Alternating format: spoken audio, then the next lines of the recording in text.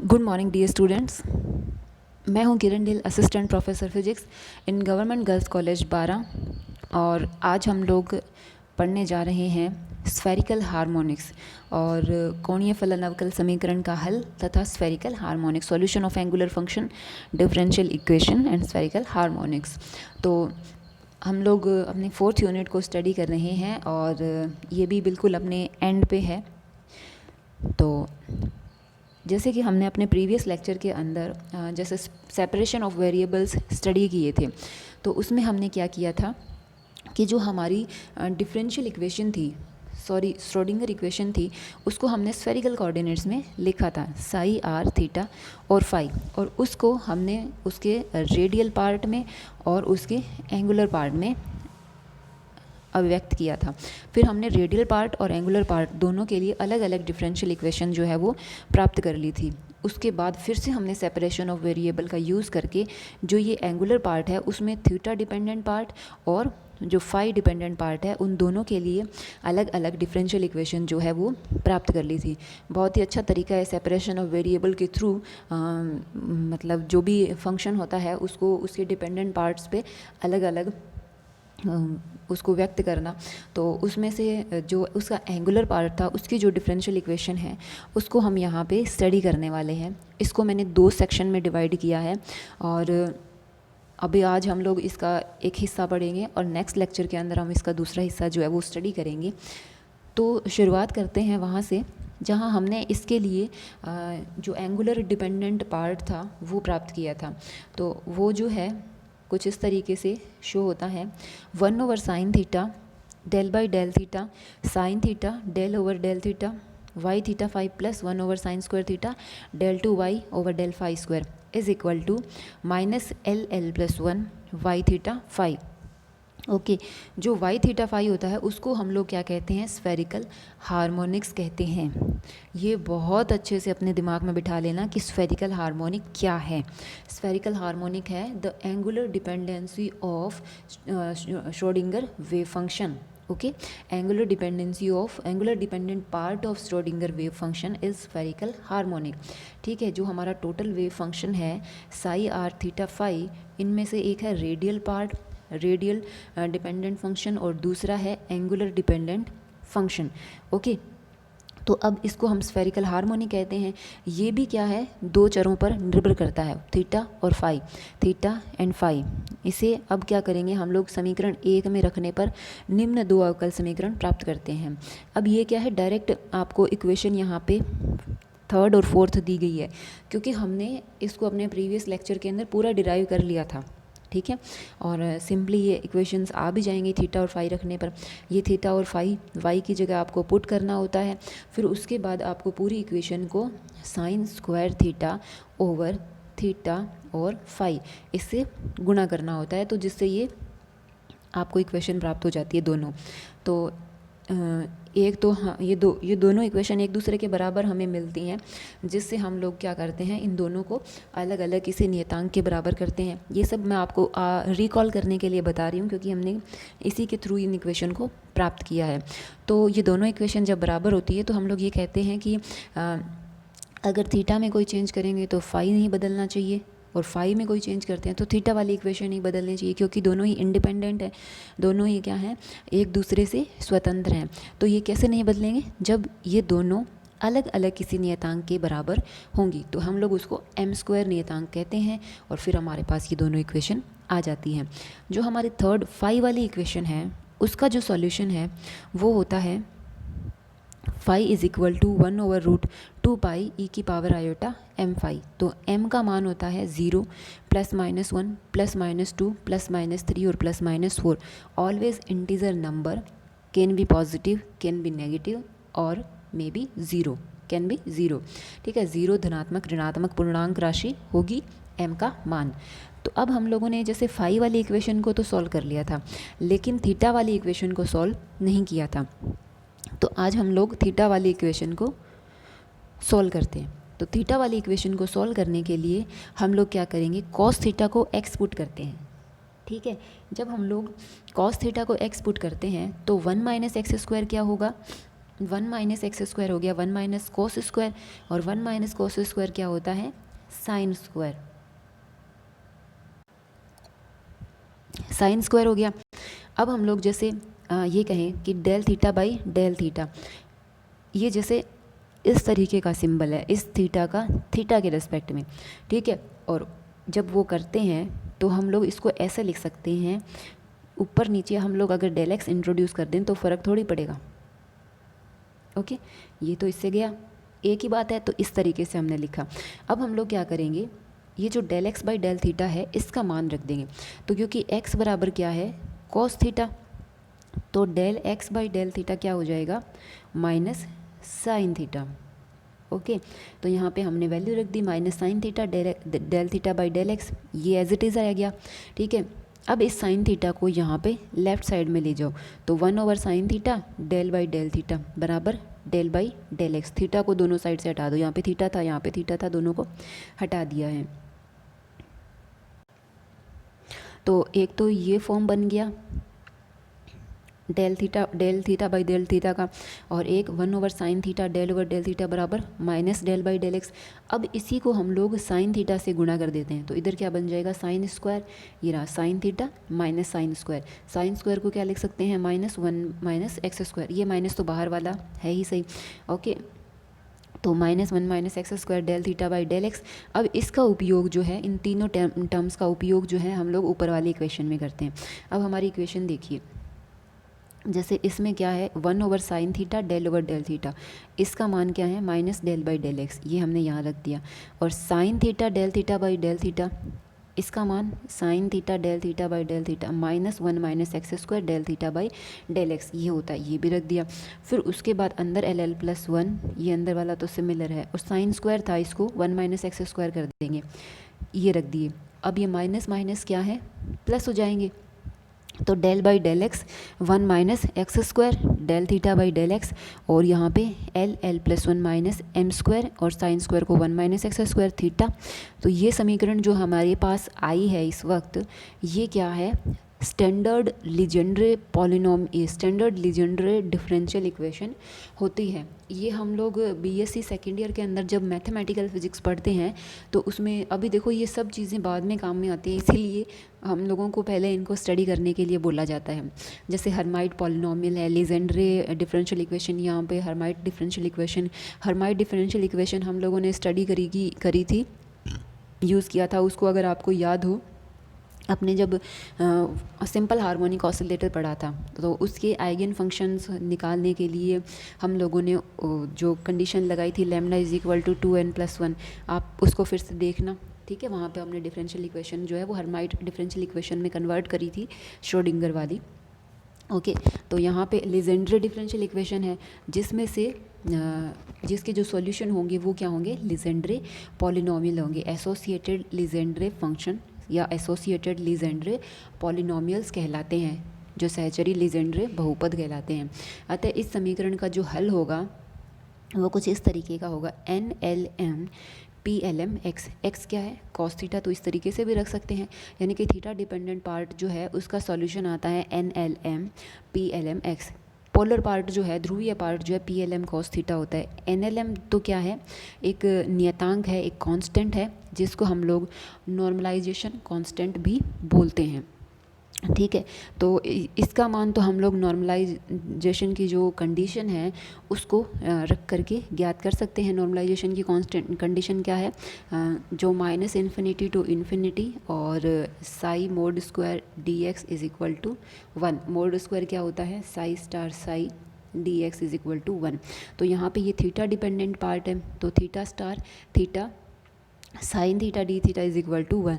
अब देखो sign theta d theta क्यों आया है, इसमें क्या होता है, जैसे संपूर्ण आकाश के सापेक्ष आयतन समाकलन का हम लोग यूज़ करते हैं, डी टॉ लिखते हैं या डी वी लिखते हैं। अगर सिंगल एक जैसे डायरेक्शन है तो डी एक्स लिखते हैं। अब ये केवल थीटा है, तो स्फेरिकल कोऑर्डिनेट्स के अंदर वॉल्यूम इंटीग्रल जो होता है वो आर स्क्वायर और साइन थीटा और डी आर डी थीटा और डी फाई होता है, जिसमें रेडियल पार्ट होता है डी आर, है ना, और फिर होता है R sine theta d theta, और फिर होता है डी फाई। तो आर हमें यूज़ करना नहीं है, तो डी फाई तो फाई डिपेंडेंट है, डी आर रेडियल डिपेंडेंट है, तो बचेगा क्या, सिर्फ साइन थीटा। तो यहाँ पे हम लोग क्या करते हैं, sign theta d theta use करते हैं और इज इक्वल टू क्या आता है 1। तो उस कंडीशन को हम लोग अप्लाई करेंगे जिससे हम लोग एन एल एम जो है उसका मान ज्ञात करेंगे। एल यहाँ पे द्विगंशीय क्वांटम संख्या है और जहाँ हम लोग इसको कक्षीय क्वांटम संख्या भी बोलते हैं उसको शो कर रहा है, और एम यहाँ पे चुंबकीय क्वांटम संख्या है। ठीक है, तो उससे एन एल एम के जो मान प्राप्त होते हैं वो यहाँ पर हैं -1 की power m 2l+1 l minus m factorial बटे 2l+m फैक्टोरियल की पावर हाफ, जहाँ m जो है वो ग्रेटर देन और इक्वल टू 0 होता है। तो m इज़ ग्रेटर देन और इक्वल टू 0 के लिए हमारे पास NLM का मान ये आ गया। उसके बाद हम लोग जब m इज़ लेस देन 0 के लिए बात करते हैं तो ये वेव फंक्शन कुछ इस तरीके से होता है 2l+1 l minus m factorial बटे 2l+m factorial half m is less than की कंडीशन में। इसको आप इस तरीके से भी लिख सकते हो -1 की पावर m NLM मोड लगाया है जहाँ भी m है, क्योंकि नेगेटिव रखेंगे ना वैल्यू इसकी, इसलिए। ठीक है, तो ये प्रसामान्यीकरण नियतांक NLM या नॉर्मलाइजेशन कांस्टेंट NLM जो होता है उसकी वैल्यू हमारे पास आ जाती है। आप इसको सिंपली याद रख लेना, याद रखने अभी इतना मुश्किल नहीं है, सिंपल एक्सप्रेशन है 2l+1 l minus m factorial over 2l+m factorial. ठीक है, और उसकी पावर हाफ -1 की पावर m, ये साथ में आ जाएगा। ओके, इस तरीके से। तो क्योंकि अब इसको डिराइव करेंगे, निकालेंगे ना, तो बहुत ही कॉम्प्लिकेटेड होगा और टफ रह जाएगा थोड़ा सा, तो सिंपली याद रख लेना। और वहाँ पे ये आपको निकालने के लिए वो बोलेंगे भी नहीं। इसमें क्या है, when l is greater than और इक्वल टू mod m, तब क्या होता है, m के टोटल मान होते हैं 2l+1। ठीक है, l के कोई भी वैल्यू के लिए ml के जो मान होते हैं वो कुछ इस तरीके से होते हैं -L2 + l।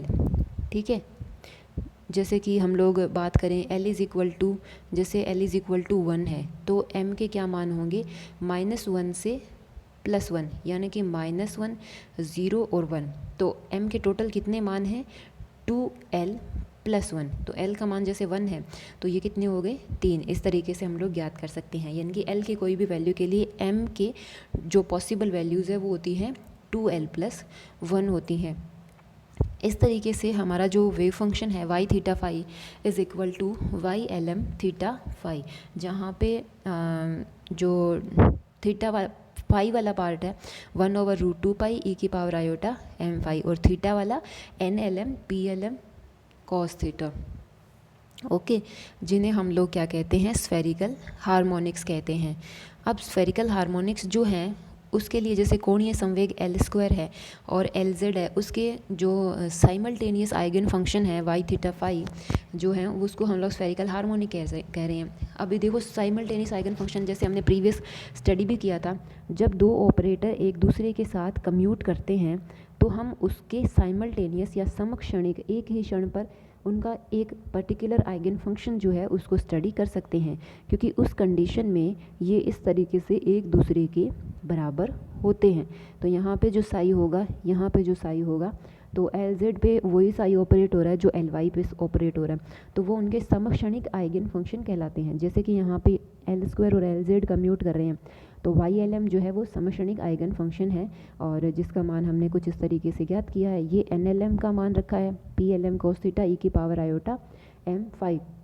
अब 1/रूट पाई जो था ना, 1/√2 पाई जो था, तो पाई तो इसके अंदर डाल दिया, रूट है ना, और एक वो 2 जो था ना वो भी अंदर रख दिया, तो ये 4 बन गया। ये देखो इसमें 2 है, यहाँ पे 2 है, पाई नहीं है, सिर्फ 2 है, पाई नहीं है। 2 पाई अंदर डाला तो 4 पाई बन गया ना। तो ये फाई वाला और थीटा वाला दोनों एक साथ लिखे गए हैं यहाँ पे। ठीक है, तो इसके m के नेगेटिव वैल्यू के लिए क्या करेंगे, सिर्फ ये जो l है वो -m से l और m जो है वो -m से रिप्लेस हो जाता है। ठीक है, तो l के लिए वैल्यूज़ रहती है जैसे 0 1 2 3, तो उसके साथ एसोसिएटेड m l जो है उसकी वैल्यू होती है -l से l, -L+1 इस तरीके से। तो स्फेरिकल हार्मोनिक जो है वो निम्न प्रेस सामान्यीकरण प्रतिबंध का पालन करते हैं। जैसे ये YLM स्टार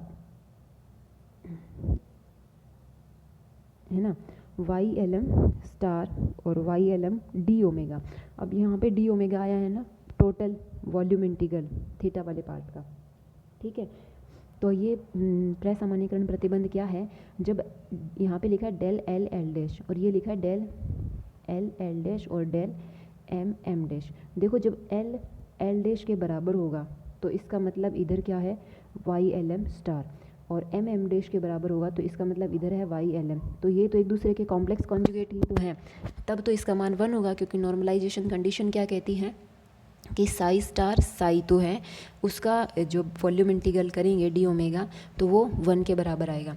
लेकिन अगर दो डिफरेंट फंक्शन है, एक तो साई स्टार है और एक साई डैश है, तो फिर ये एक दूसरे के ऑर्थोगोनल होते हैं। ये ऑर्थोगोनलिटी की कंडीशन हो जाती है जब different wave function with different eigen value, तो उस कंडीशन में ये ज़ीरो वैल्यू देंगे। तो ये एक स्टैंडर्ड जनरलाइज्ड फॉर्म होता है जिसके अंदर हम लोग एल एल डैश और एम एम डैश से इसको शो करते हैं, और ये जब बराबर होंगे तो ये 1 देंगे। डी ओमेगा क्या है, साइन थीटा डी फाई, ठीक है। इसमें थीटा और फाई दोनों को इन्वॉल्व किया गया है। और ये स्फेरिकल हार्मोनिक जो हैं वो एक पूरा सेट बनाते हैं, ठीक है। YLM का एक पूरा सेट होता है, क्योंकि एल की वैल्यू वेरी करेगी तो साथ में एम की वैल्यू भी वेरी करेगी, ठीक है, ठीक है। तो इसको हम लोग YLM थीटा फाई का जो सेट होगा, जैसे A1 Y1 A2 Y2 उस तरीके से लिख सकते हैं, जहाँ पे L जो है वो वेरी करेगा 0 to इन्फिनिटी और M क्या -L से L तक वेरी करेगा, ठीक है। अब नीचे जो है हमने इनके कर्व दिए हैं और ये इनके वेव फंक्शन हैं, जैसे 0S, क्योंकि हम लोग ना जैसे L का मान 0 1 2 3 ऐसे होता है ना, तो उसके कॉरेस्पॉन्डिंग हम लोग को ऐसे लिख सकते हैं S P D F कक्षाएं, स्पेक्ट्रम ऐसे लिखते हैं हम लोग।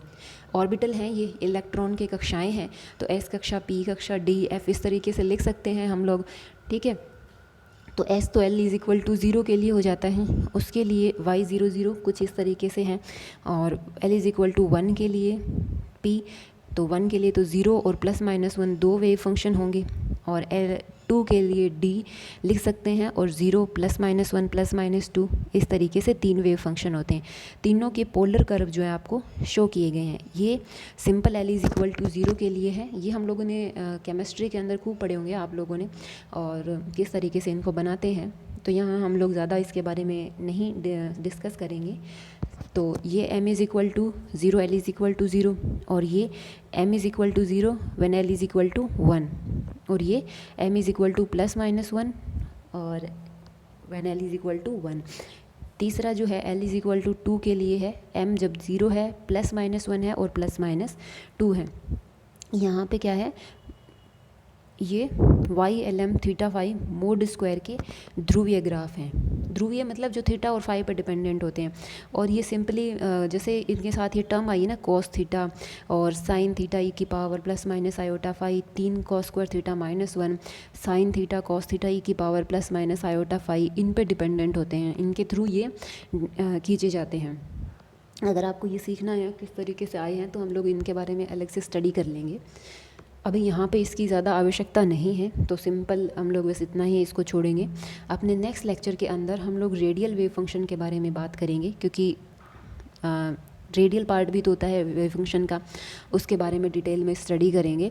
अभी आप इसको लो अच्छे से स्टडी कर लेना। स्फेरिकल हार्मोनिक सिंपल है और इतना कुछ इसमें मुझे लगता नहीं है कि ना समझ में आने वाला कुछ होगा, तो इसको अच्छे से स्टडी करना। कोई प्रॉब्लम आई तो पूछ लेना। खुश रहो, स्वस्थ रहो, पढ़ते रहो।